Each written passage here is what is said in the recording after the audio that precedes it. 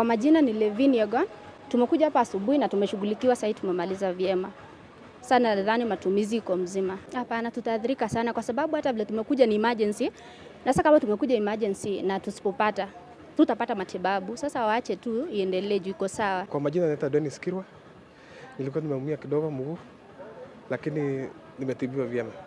Zisifungwe kwa sababu nilikuja hapa saa 1 na saa hii by saa 5 nishamaliziwa. Okay, kwa majina naitwa Paul Meli. Huduma ya hospitali tunaona ni sawa. Vile magavana walisema hospitali zitiswe kwanza, nafikiri raia wataumia.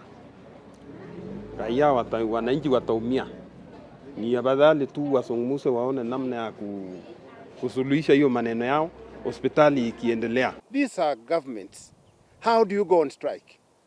And it's most annoying to see the Council of Governors say that people should not be admitted. They are not admitted for disco party.